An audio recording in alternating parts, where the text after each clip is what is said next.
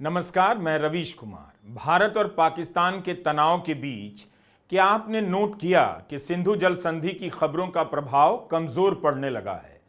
3-4 दिनों तक चीखने के बाद अखबारों की हेडलाइन खामोश हो गई है। गोदी मीडिया में ही चीख चिल्लाहट बची है, उसमें भी सिंधु जल संधि का मामला गायब है। इसका मतलब यह नहीं कि भारत सरकार ने अपना इरादा बदल लिया है। गोदी चैनलों के पास कोई नई जानकारी नहीं है। अभी तक वे सिंधु जल संधि निरस्त करने को बड़ा फैसला बता रहे थे। अब सिंधु नदी का मामला गायब है, लेकिन आने वाला है बड़ा फैसला। बड़े फैसले का हो रहा है इंतजार के नाम से अपने कवरेज को ताने हुए हैं। हमारा यह वीडियो किसी बड़े फैसले पर नहीं है, सिंधु नदी से जुड़ी गाथाओं पर है। सरकार ने सिंधु जल संधि निरस्त करने का फैसला जिस वजह से भी लिया, लेकिन गोदी मीडिया की अपनी अक्षमता है कि वह ज्यादा समय तक दुनिया के सबसे सिंचित क्षेत्र और शानदार नदी घाटी क्षेत्र को लेकर दिलचस्पियां पैदा नहीं कर सका। इसीलिए यहां से शुरू होता है हमारा वीडियो।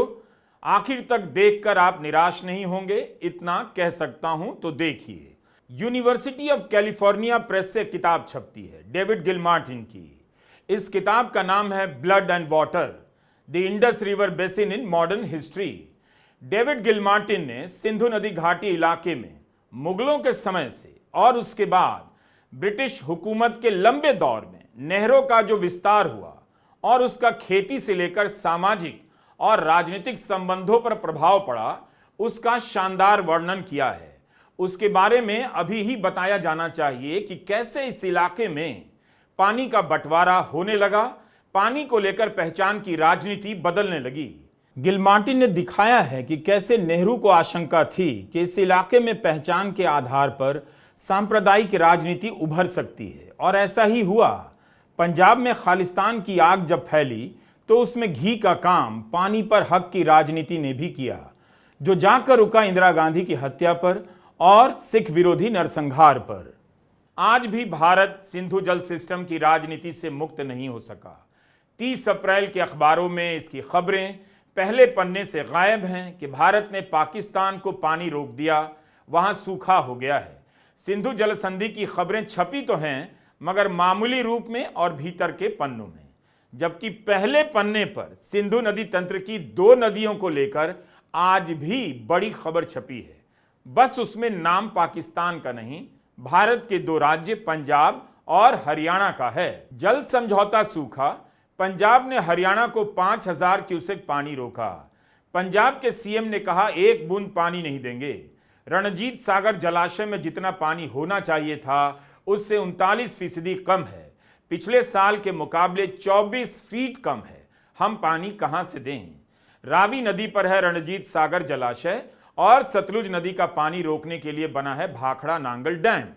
पंजाब और हरियाणा के बीच सतलुज यमुना लिंक को लेकर विवाद होता रहता है और यह विवाद दिल्ली तक आता ही रहता है। तो कितना महत्वपूर्ण इलाका है, फिर भी इसकी बातें कितनी कम।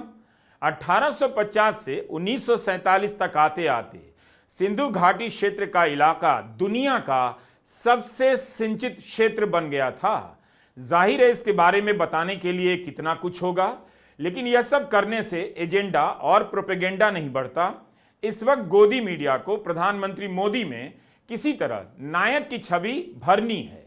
उसकी सच्ची सहानुभूति ना तो आतंकी हमले में मारे गए 26 लोगों से है, ना उनके परिवारों से है, और ना ही सिंधु घाटी जैसे अद्भुत क्षेत्र के बारे में दिलचस्पियां पैदा करने में।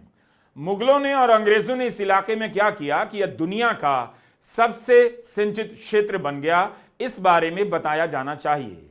हिमाचल के किन्नौर जिले के वांगतू गांव के पास बना यह पुल 1860 के दशक का है।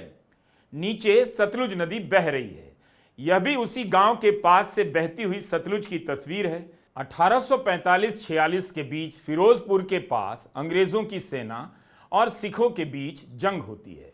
उस जंग की जीत की याद में प्रथम विश्व युद्ध में शामिल ब्रिटिश नौसेना के एक बेड़े का नाम था HMS सतलुज। आज भारत की नौसेना के पास INS सतलुज है। तो एक नदी की कहानी कितनी लंबी चलती है। लगे हाथ यह तस्वीर भी देखिए, 1905 के आसपास की है। जानवरों के चमड़े में हवा भरकर सतलुज नदी पार किया जा रहा है। यह पेंटिंग 1846 की है। सतलुज नदी पर बने पुल से पार करते लोगों की हेनरी यूल की पेंटिंग है। हमने आपको 3-4 तस्वीरें ही दिखाई जिससे अंदाजा मिलता है कि सिंधु नदी से जुड़ी नदियों के क्षेत्र में कितना कुछ घटने लगा था। यहीं से 1850 के बाद से गिलमार्टिन अपनी किताब ब्लड एंड वाटर में दिखाते हैं कि 1947 तक आते आते कैसे पूरे इलाके में नहरों का जाल बिछ जाता है। दुनिया का सबसे बड़ा और विकसित सिंचाई सिस्टम इसी इलाके में बनता है और इसके कारण राजनीतिक संबंध बदल जाते हैं। एलिस अल्बानिया की किताब एम्पायर ऑफ इंडस भी इसी के साथ पढ़िए। इसमें अल्बानिया बताती हैं कि कैसे ब्रिटिश हुकूमत ने अपने उपनिवेशों का विस्तार करने के लिए इस नदी का इस्तेमाल किया। इसके किनारे तक सिकंदर महान भी आया। इसके किनारे कितने बड़े बड़े शहर बसे। यह नदी पाकिस्तान को जोड़ने वाली नदी है और यही नदी भारत और पाकिस्तान के बीच बांटी भी गई। सादत हसन मंटो की कहानी है यजीद। आज़ादी के बाद पाकिस्तान और हिंदुस्तान में जंग की अफवाह उड़ती है और एक गांव में दरिया के बंद होने की बातें होती हैं। एक चौथी किताब है जो बहुत अच्छी है, प्रबोध कुमार सान्याल की, जिन्होंने हिमालय की कई बार यात्राएं की। यह किताब हिंदी में है, राजकमल से छपी है। इस अद्भुत किताब का अंश हम पढ़ेंगे। राजकमल से ही एक और किताब आई है, एक था जॉस्कर, डॉक्टर अजय सोडानी की। इसमें भी सिंधु नदी के बारे में और इसी क्षेत्र से जुड़े जॉस्कर पर्वतमाला के बारे में विस्तार से वर्णन है। इसमें अजय सोडानी दिखाते हैं कि कैसे यहाँ के छोटे छोटे गांवों में बांध बनाने की खबर विस्थापन का दहशत लेकर आती है। उनके लिए बांध एक शत्रु है। बांधों के कारण उनकी संस्कृति मिट रही है। यह किताब आप जरूर पढ़िए। पता चलेगा कि सिंधु घाटी क्षेत्र के पर्वतीय इलाकों में रहने वाले लोगों का जीवन कितना सहज है और कितना मुश्किल है। एक वीडियो में सब तो नहीं बता सकते और आप में भी कितना धीरज बचा होगा, लेकिन सिंधु नदी की कथा वाकई शानदार है। करोड़ों वर्ष पहले धरती के इस हिस्से पर आकर सिंधु नदी और उसमें मिलने वाली 6 नदियों का विस्तार पहाड़ से लेकर मैदान तक में पसर जाता है। सदियों तक किसी को पता नहीं था नदी का मालिक कौन है। सब जानते थे भगवान की मर्जी से नदी बह रही है। धीरे धीरे नियंत्रण की कहानी इसमें शामिल होती है। सिंचाई के लिए मुगलों के समय कनाल बनाए जाते हैं। शाहजहां ने भी इस हिस्से में नहरें बनवाई। उसके बाद आए ब्रिटिश ईस्ट इंडिया कंपनी। उससे पहले सिंधु नदी के किनारों पर ही इन्होंने बेड़ों को उतारा और इसके जरिए पहले व्यापार और फिर अधिग्रहण किया।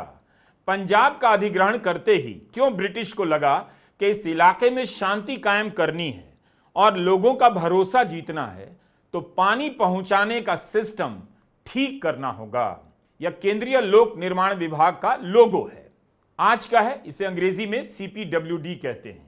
राजधानी दिल्ली के लोग CPWD के बारे में ऐसे सोचते होंगे, सुनते होंगे जैसे इसका जन्म दिल्ली के केंद्रीय कर्मचारियों की सेवा के लिए हुआ है। लेकिन क्या आपको पता है कि भारत सरकार के तहत जो CPWD है, लॉर्ड डलहौजी ने 1854 में पंजाब में PWD के नाम से बनाया था। उस विभाग में सिंधु नदी घाटी में सिंचाई के सिस्टम की देखरेख के लिए एक कार्यालय था।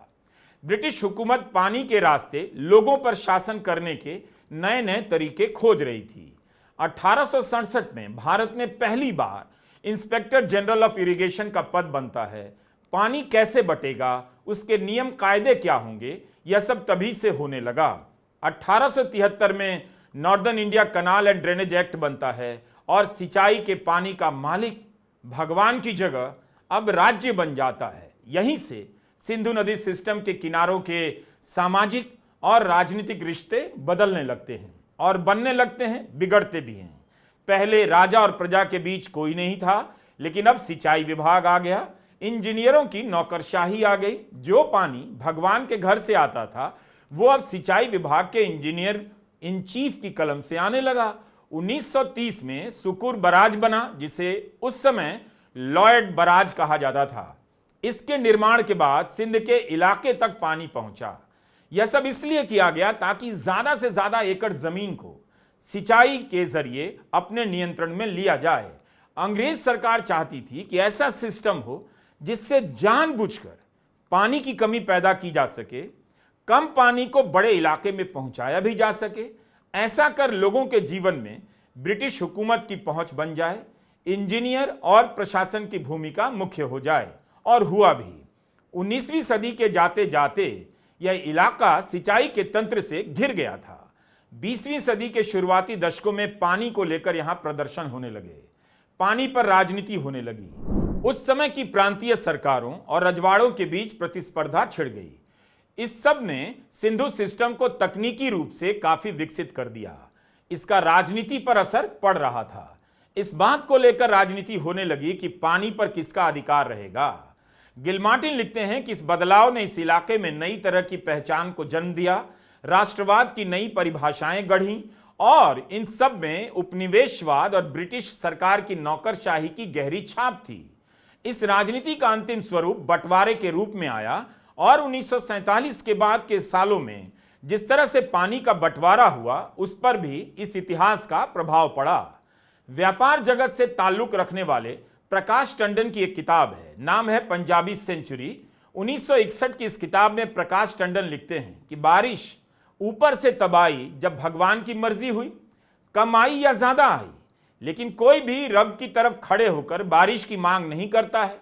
लेकिन कोई भी कनाल के अफसर के पास जा सकता है और पानी मांग सकता है। उसे सिर्फ इतना ही करना होता है कि पाइप का मुंह खोल देना होता है। तो इस तरह से सब कुछ बदल जाता है 1850 से लेकर 1947 तक आते आते। अब सिंचाई के इस तंत्र को खत्म तो नहीं किया जा सकता था। 1947 में विभाजन के समय बड़ा मसला बन गया कि दो देश तो बट गए, अब पानी कैसे बांटेंगे, नदियों को कैसे बांटेंगे, जो बिना वीजा के आज भी दोनों देशों के बीच आराम से आवाजाही कर रही हैं। विभाजन के बाद भी भारत और पाकिस्तान दोनों तरफ महासिंधु से जुड़ी नदियों पर नहरों और बराज का बनना जारी रहा। नदियों को नहरों के माध्यम से जोड़ा जाने लगा। 1950 के दशक में रावी और ब्यास का लिंक बन गया था। जवाहरलाल नेहरू ने भाखड़ा प्रोजेक्ट को सिंधु जल संधि से क्यों अलग रखा? क्योंकि भारत पूर्वी नदियों पर अपने कंट्रोल को बनाए रखना चाहता था। 1954 में विश्व बैंक ने जो प्रस्ताव दिया उसी के आधार पर भारत और पाकिस्तान के बीच संधि होती है। बीकानेर स्टेट ने भी सतलुज का दावा कर दिया, जबकि सतलुज से काफी दूर था। लेकिन बीकानेर स्टेट के इसी दावे के कारण ही आगे चलकर भारत ने विश्व बैंक और पाकिस्तान को पानी देने के लिए राजी कर लिया। 1955 में हुए इंटरस्टेट वाटर एग्रीमेंट के चलते राज्यों में नदियों को लेकर विवाद शुरू हो गया। राजस्थान को रावी और ब्यास का 50% पानी मिल गया। राजस्थान का इन नदियों से संबंध तो नहीं था, मगर राजस्थान कनाल के रास्ते यहां तक पानी पहुंच गया। इसका नाम इंदिरा नहर तब पड़ा जब 1984 में इंदिरा गांधी की हत्या हुई, उसके बाद नाम रखा गया। आज जब पाकिस्तान की तरफ जाने वाले पानी को बंद करने की बात हो रही है तो राजस्थान के किसान मांग करने लगे हैं कि उनकी तरफ दिया जाने वाला पानी बढ़ा दिया जाए। गंग नहर प्रोजेक्ट के चेयरमैन हरविंद्र सिंह गिल का कहना है कि हरिके बैराज से पाकिस्तान को जाने वाला पानी बंद करके राजस्थान की ओर 3 गुना अधिक पानी दिया जाए। इंदिरा गांधी नहर को 12,000 क्यूसेक की जगह 20,000 क्यूसेक तक पानी मिल सकता है। आपातकाल के समय 1976 में पंजाब और हरियाणा के बीच पानी का बंटवारा हुआ तो उसे लेकर गुस्सा भड़क गया। पंजाब को लगा कि केंद्र उनका पानी लेकर पहले राजस्थान को दे दिया और अब हरियाणा को दे रहा है। अगले कुछ दशक तक, बल्कि आज भी पंजाब और हरियाणा में सतलुज के पानी को लेकर विवाद होता रहता है। हमने गिलमार्टिन की जिस किताब का जिक्र किया है उसमें खालिस्तानी उभार के पीछे जो पहचान की राजनीति थी उसे पानी के अधिकार को लेकर भी उभारा गया। इस राजनीति के कारण देश को और सिख समुदाय को बड़ी कीमत चुकानी पड़ी। सिखों के खिलाफ दिल्ली और देश के दूसरे हिस्सों में नरसंहार हुआ।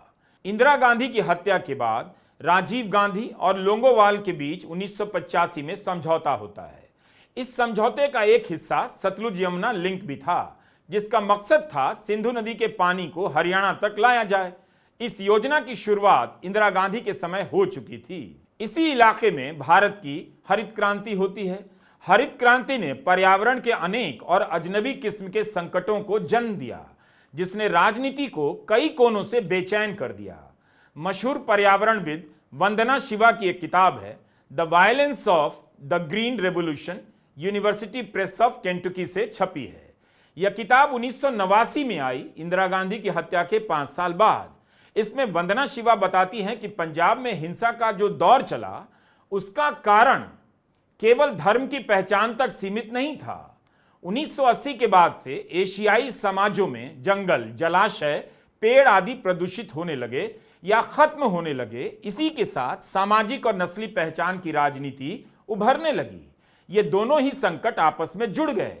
पंजाब में पर्यावरण और सामाजिक पहचान की लड़ाई हिंसक रूप लेने लग जाती है। आधुनिक पंजाब में जो हिंसा हुई उसके केंद्र में हरित क्रांति का संकट भी था। हरित क्रांति से पंजाब के खेत लहलहाने तो लगे, लेकिन उसकी जमीन जहरीली हो गई। फसलों में कीटनाशक और कीड़ों का प्रकोप फैल गया। कहीं पानी का जमाव हुआ तो कहीं पानी सूख गया। किसान कर्जे में डूब गए। आधुनिक पंजाब के इतिहास में हजारों मौतें इसी हरित संकट से जुड़ी हैं। अकेले 1988 में पंजाब में 3000 हत्याएं हुई। वंदना शिवा लिखती हैं कि किताब प्रकाशित होने के समय तक आजादी के बाद शांति काल में जितनी मौतें पंजाब में हुई उतनी भारत में कहीं और नहीं हुई। 1982 से 1988 के बीच 6 वर्षों में पंजाब में 15,000 लोगों ने हिंसा में अपनी जान गंवाई। हम इस वीडियो में जिन जिन किताबों का जिक्र कर रहे हैं, उम्मीद है आप भी उन्हें पूरा पढ़ेंगे, क्योंकि हम किताब से पूरा का पूरा नहीं बता सकते और ऐसा करना ठीक भी नहीं। हम तो सरसरी तौर पर जिक्र कर रहे हैं। जाहिर है किसी बात को कहने में कमी होगी ही, और कोई सहायक तथ्य नहीं होगा तो आगे की जानकारी के लिए आपको भी थोड़ी मेहनत करनी चाहिए। पंजाब से कितना बड़ा पलायन हुआ आज भी हो रहा है। यह भी उसी हरित क्रांति का नतीजा है जो पंजाब के इलाके में हुई। जो हुई इसलिए क्योंकि पंजाब के इलाके में पहले से ही नहरों की सिंचाई का तंत्र विकसित हो चुका था। हम अभी ड्रग्स और रासायनिक खादों की बात नहीं करेंगे, वक्त कम है और आपको रील देखने की आदत लग चुकी है। इंसान ने सोचा होगा कि उसके पास विज्ञान है, दिमाग है, तो वह नदियों को बांट सकता है, बांध सकता है। लेकिन नदियों ने इंसानों के लिए क्या सोचा कभी पता नहीं चला और ना यह जाना जा सकता है। आजादी के वक्त तक यह समझ आ गया था कि भारत और पाकिस्तान के बीच पानी बटेगा, लेकिन यह पानी भारत के भीतर भी तो बटना था, जिसे लेकर आज तक राजनीति हो रही है। जवाहरलाल नेहरू भाषा के आधार पर पंजाब के गठन से हिचक रहे थे, क्योंकि उनके मन में आशंका थी कि पानी के अधिकार को लेकर सांप्रदायिक राजनीति भड़काई जा सकती है। क्योंकि नेहरू ने देखा था कि 1920 के दशक में इन्हीं इलाकों में पानी को लेकर कबीलाई पहचान की राजनीति टकराव का रुख ले चुकी थी और उसके बाद मजहब के आधार की राजनीति में बदलने लगी। यह सब गिलमार्टिन ने अपनी किताब में दिखाया है। लिखते हैं कि विभाजन के पहले ही पानी पर कंट्रोल करने वाले जमींदार आ गए, जिन्हें वाटर लॉर्ड कहा जाता था। इलाके में पानी को लेकर छोटी मोटी लड़ाइयां आम हो चुकी थीं। समय के साथ लड़ाई में और चीजें जुड़ती चली जाती हैं। पानी को लेकर ही मुस्लिम राष्ट्रवाद और सिख राष्ट्रवाद आमने सामने हो जाता है। नेहरू के निधन के बाद पंजाब का गठन होता है और सीमा पार से खालिस्तान के नाम पर पहचान की राजनीति को हवा दी जाती है। पंजाब में आतंकवाद का दौर शुरू होता है। पंजाब और हरियाणा के बीच सिंधु की 3 नदियां रावी, व्यास और सतलुज के पानी के बंटवारे को लेकर आज तक राजनीति जारी है। अकाली दल ने तो अपना विस्तार ही केंद्र की सरकार को चुनौती देकर किया और पानी उसका मूल था। अकाली दल की पहचान ही रही है कि वह हमेशा केंद्र के खिलाफ राजनीति करता रहा है, क्योंकि पानी का मुद्दा हमेशा उसे केंद्र के खिलाफ रखता था। पानी की यही लड़ाई थी कि प्रकाश सिंह बादल कांग्रेस विरोध की राजनीति के स्थायी धुरी बने रहे, हमेशा बीजेपी के साथ रहे। अब बीजेपी ने उनका क्या हाल किया है यह बताने का समय अभी नहीं है। विडंबना देखिए, सिंधु जल सिस्टम के पानी को लेकर पाकिस्तान के आतंकवाद का जवाब देने की तैयारी हो रही है। इसी पानी को लेकर भारत में आतंकवाद के दौर में आक्रोश की हवा भरी गई। जिन नदियों के पानी पर हक को लेकर आतंकवाद पनपा, उन्हीं नदियों का पानी रोककर आतंकवाद से लड़ा जा रहा है। क्या हम नियति के किसी विचित्र मोड़ पर नहीं खड़े हैं?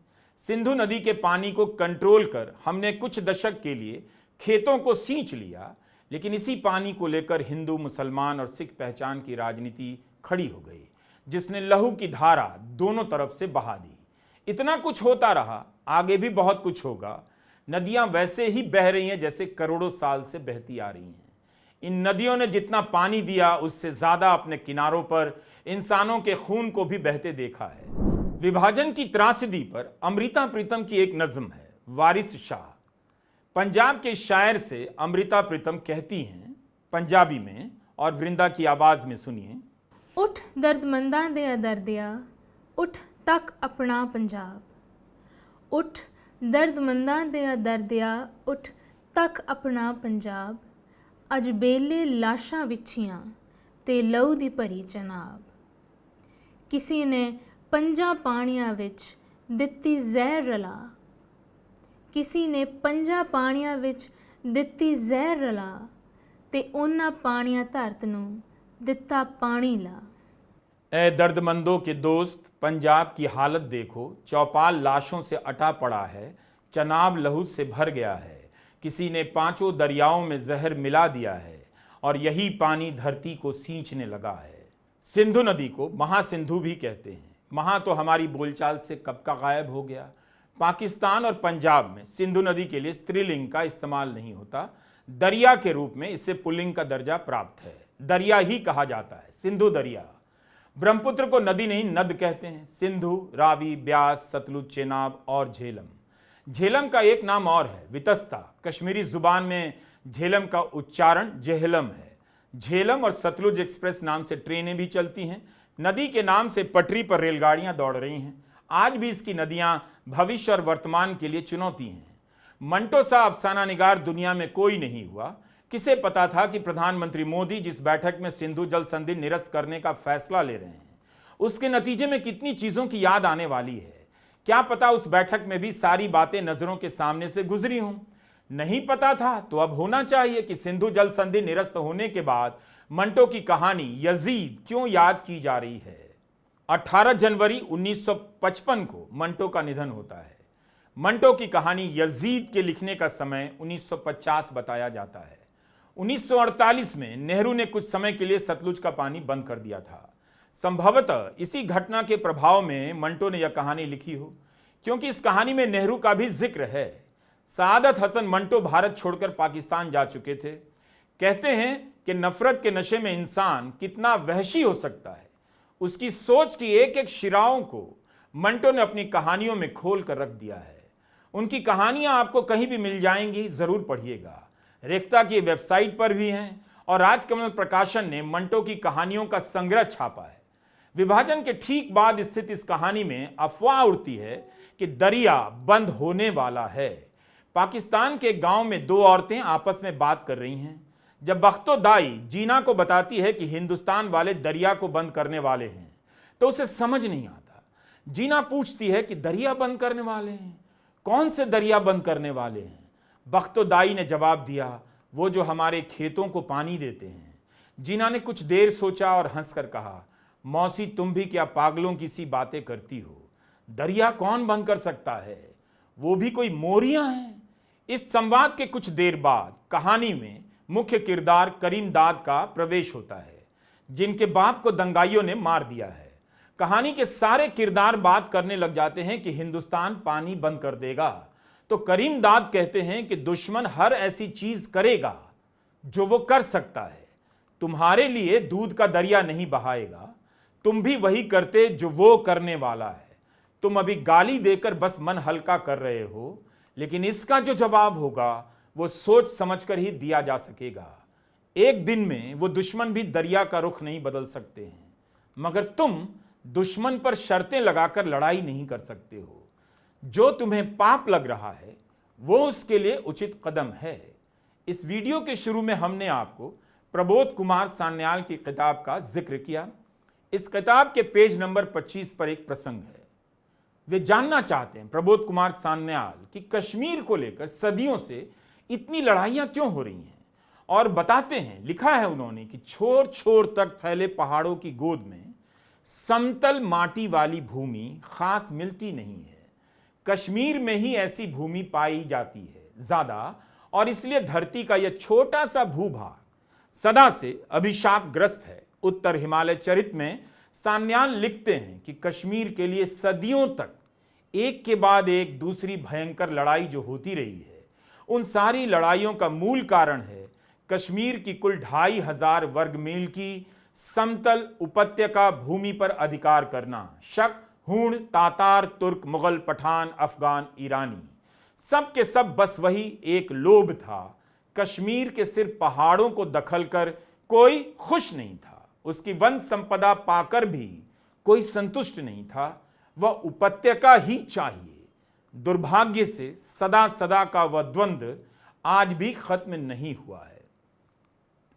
प्रबोध कुमार सान्याल ने 1928 से 64 के बीच कई बार हिमालय के इस हिस्से की यात्रा की। वे बांग्ला में यात्रा वृतांत लिखा करते थे, मशहूर थे, काफी पढ़े जाते थे। उनकी किताब का यह हिस्सा पढ़कर मैंने आपको बताया। हमें पता है कि आप थक रहे होंगे, लेकिन इस प्रसंग को सुनाना ही चाहता हूं जो इसी किताब के पेज 64 पर दर्ज है। दुर्भाग्य से एक बार इस महासिंधु नदी का प्रवाह रुक गया था। यह जंगली, जबरदस्त और भीषण नदी जब हजारों हजार फीट की गहराई बनाती हुई पश्चिम की ओर चली तो एक बार जोरों का भूकंप आया।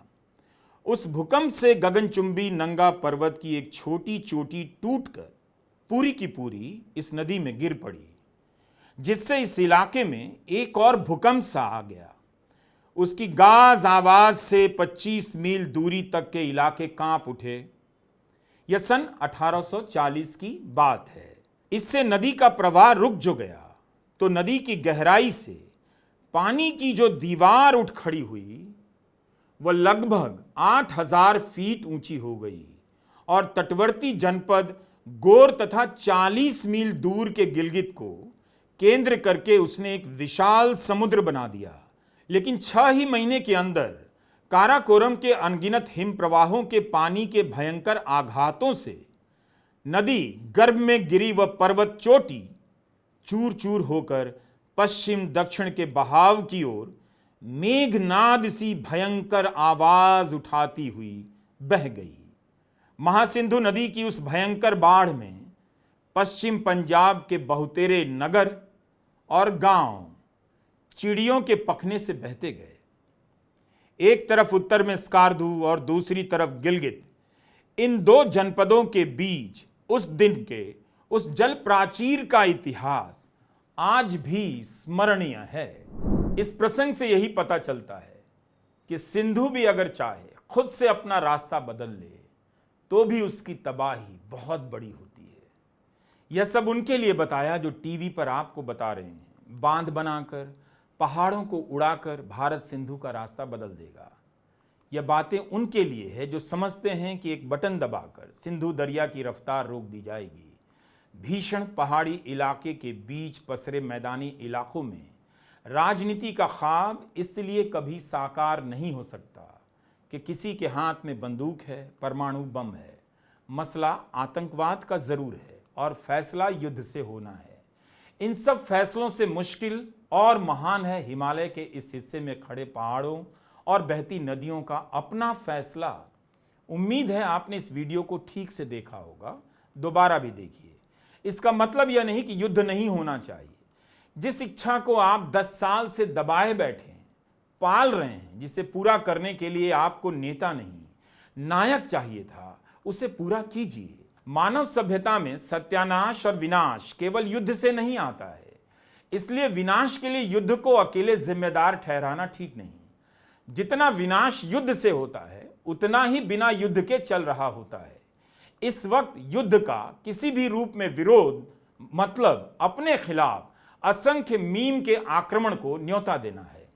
आतंक का बदला लिया ही जाना चाहिए, लेकिन इस इलाके का इतिहास ठीक से और रोचकता से बताया जाना चाहिए। मेरा बस इतना ही कहना है। नमस्कार, मैं रवीश कुमार।